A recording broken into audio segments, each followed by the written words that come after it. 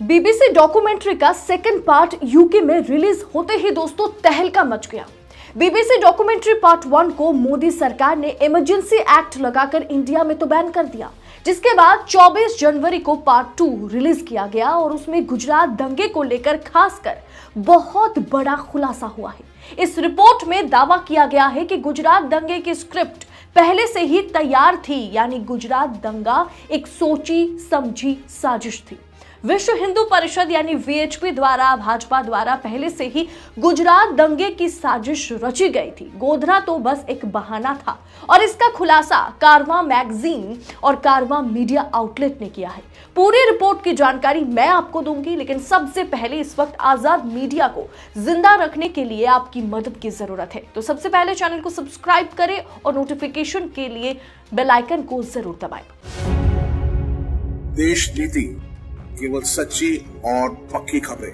Kashmiri files के दौरान freedom of expression की दुहाई देने वाले पीएम मोदी को आज बीबीसी डॉक्यूमेंट्री पर बैन लगाना पड़ा। क्यों?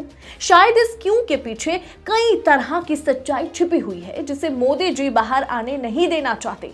लेकिन गुजरात दंगे को लेकर अब तक मोदी जी पर जो आरोप लगते आए हैं, अब उससे भी बड़ा आरोप मोदी जी पर लगा है। बीबीसी डॉक्यूमेंट्री के मुताबिक, जिसे कारवां ने रिपोर्ट किया है, यूके की रिपोर्ट में कहा गया है कि वीएचपी विश्व हिंदू परिषद गुजरात हिंसा की पहले से योजना बनाई थी। गोधरा तो बस एक बहाना था। कारवां ने 2002 की गुजरात हिंसा में ब्रिटिश सरकार द्वारा की गई जांच की रिपोर्ट की एक कॉपी पाई है। रिपोर्ट में कहा गया है कि हिंसा एक हिंदू राष्ट्रवादी संगठन विश्व हिंदू परिषद द्वारा बनाई गई साजिश थी। The violence was pre-planned. Report में कहा गया है कि 27 फरवरी को गोधरा में ट्रेन पर हुए हमले को बहाना बनाया गया। अगर गोधरा नहीं हुआ होता तो कोई और मिल जाता। रिपोर्ट में हिंसा को पूर्व नियोजित यानी प्री प्लान बताते हुए सबूतों का हवाला भी दिया गया। गुजरात पुलिस से कांटेक्ट करने पर पता चला कि मुसलमानों को पहले से ही तैयार रखा गया था। कब अटैक करना है, कहां अटैक करना है, यह सब पहले से ही प्लान किया गया था। दोस्तों, ये बात आज बीबीसी डॉक्यूमेंट्री में उभर कर सामने आई या यूके की रिपोर्ट में सामने आई, लेकिन यही दावा गुजरात के पूर्व मुख्यमंत्री शंकर सिंह बघेला ने गुजरात चुनाव के दौरान किया था। न्यूज लॉन्ड्री में दिए गए उनकी एक इंटरव्यू को आप देखिए। सर, एक चीज आपने बड़ी महत्वपूर्ण बात कही अब यहाँ पे, मैं इसलिए आपने कहा कि जलवाया नहीं गया होता डब्बा, इसका क्या मतलब हुआ? इसका डब्बा कि भाई आप यहाँ आने वाले थे, किसको मालूम था? पार्थेश को, मेरे को और आपको जी। वो कार सेवकों का जाने का समय था, आने का समय नहीं था। अच्छा, कौन से कार सेवक कहाँ से आए, किसने बुलाए? एक ही डब्बे में बैठे, रिजर्वेशन था नहीं था, क्या था? एक कार सेवकों को आने का जो समय था वो कार सेवकों को ही मालूम होता है, या आरएसएस के लोग जो अंदरूनी बात जानते हैं इसको ही मालूम होता है कि भाई आने वाले हैं वो है। तो मुसलमानों को कैसे मालूम पड़ा कि ये डब्बे में लोग बैठे हैं?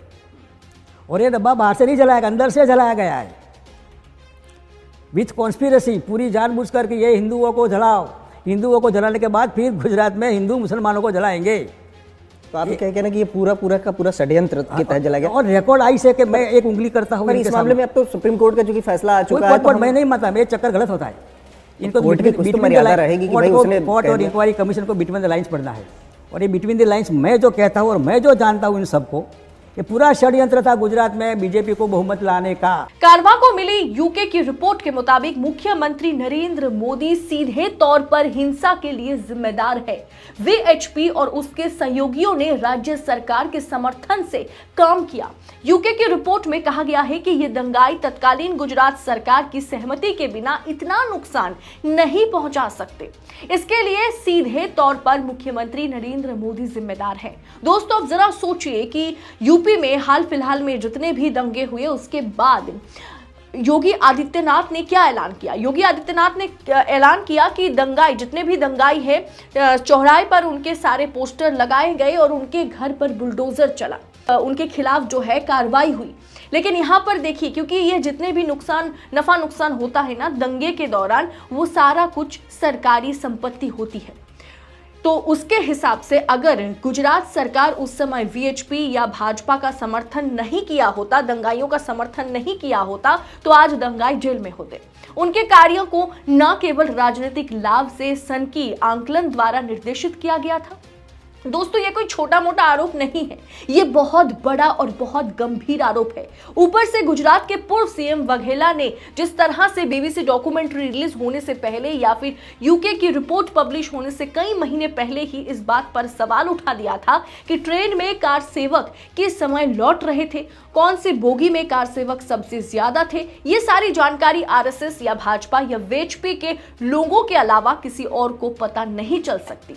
ऊपर से ये सारे गुजरात के भाजपा नेता और मंत्री ने बीबीसी की रिपोर्ट में, बीबीसी की डॉक्यूमेंट्री में ऑन कैमरा कहा है कि 3 दिन तक मोदी जी ने हमें छूट दी थी, गोधरा के बाद कि जो करना है इन 3 दिनों में कर लो, उसके बाद सब बंद करना होगा। गुजरात के 2 बड़े police officers IPS Sanjeev Bhatt और आरबी श्रीकुमार के वो बयान भी इस डॉक्यूमेंट्री में दर्ज किया गया, जहां उन्होंने कहा था कि गोधरा के बाद मोदी जी के घर पर एक अनऑफिशियल मीटिंग हुई थी रात को, जहां गोधरा कांड के बाद होने वाली सांप्रदायिक हिंसा में पुलिस को इंटरफेयर ना करने का आदेश दिया गया था। अभी तक ये बातें सिर्फ आर्टिकल के तौर पर हमने देखा, लेकिन इस डॉक्यूमेंट्री में इस इन्वेस्टिगेटिव जर्नलिस्ट ने, इस बीबीसी रिपोर्टर ने, इस एक्टिविस्ट ने गुजरात दंगे के बारे में मोदी को पहले से जानकारी थी और मोदी जी ने उस दंगे को नहीं रोका, होने दिया, पुलिस को इंटरवीन करने को मना किया, इन तमाम पहलुओं पर बात की, सवाल उठाए। दोस्तों बीबीसी की इस डॉक्यूमेंट्री ने ना देश में ही नहीं विदेशों में भी तहलका मचा दिया है और इस सच को जितना ज्यादा छुपाया जाएगा उतना ही लोगों की दिलचस्पी इस डॉक्यूमेंट्री को लेकर बढ़ता ही चला जाएगा। दोस्तों मैंने खुद इस डॉक्यूमेंट्री को देखा है, 58 मिनट की ये डॉक्यूमेंट्री। अगर ये डॉक्यूमेंट्री इंडिया में रिलीज होती है ना तो इतना तो तय है कि सुप्रीम कोर्ट को फिर से गुजरात दंगे पर दोबारा से जांच शुरू करनी पड़ जाएगी। इतनी एविडेंस है इस वीडियो में, इस डॉक्यूमेंट्री में, इस फिल्म में, और सवालों की बौछार तो लग जाएगी वो अलग से। मोदी जी की छवि जो है ना वो पूरी तरह से धूमिल हो जाएगी। कोई पीआर स्टंट या गोदी मीडिया के एंकर डैमेज कंट्रोल नहीं कर पाएगा, इसलिए इमरजेंसी एक्ट लगाकर इसे बैन किया गया। लेकिन यह मुद्दा यहीं पर खत्म नहीं होने वाला, क्योंकि इस डॉक्यूमेंट्री में सिर्फ गुजरात दंगा ही नहीं, गोधरा कांड ही नहीं, हरेन पांड्या की मौत पर भी, उनकी हत्या पर भी बहुत बड़ा प्रश्न चिन्ह लगाया गया है, बहुत बड़ा खुलासा किया गया है। मैं अपनी दूसरी वीडियो में इस खुलासे पर बात करूंगी, लेकिन तब तक आप देश नीति का साथ दे, देश नीति का हाथ कस के पकड़ के रखिए, देश नीति को मजबूत बनाने में हमारी मदद करें, क्योंकि इस वक्त जहां गोदी मीडिया सत्ता पक्ष के आगे नतमस्तक है, वहां देश नीति लगातार सच के बलबूते पर, सच के साथ खड़ा होकर आप तक वो तमाम रिपोर्ट पहुंचा रहा है जो शायद काफी ज्यादा महंगा हमें पड़ सकता है, लेकिन फिर भी सच के साथ खड़े होकर हम आप तक वो तमाम खबरें पहुंचा रहे हैं जो सच पर आधारित है, जो इस देश के हित में है, जो जनता के हित में है। तो आपका भी फर्ज बनता है कि सही मीडिया प्लेटफॉर्म को चुनिए, फ्री जर्नलिज्म को सपोर्ट करें और उसके लिए थैंक्स ऑप्शन का दोस्तों इस्तेमाल करें, क्योंकि जितना ज्यादा आप थैंक्स ऑप्शन का इस्तेमाल करेंगे उतना ही आर्थिक तौर पर देश नीति मजबूत होगा और आप तक यूं ही निडर होकर हम सच्ची और पक्की खबरें पहुंचा सकेंगे। बहुत बहुत शुक्रिया। आपका एक सब्सक्राइब हमारे लिए महत्वपूर्ण है। देश नीति को अभी सब्सक्राइब करें और बेल आइकन को दबाना ना भूलें।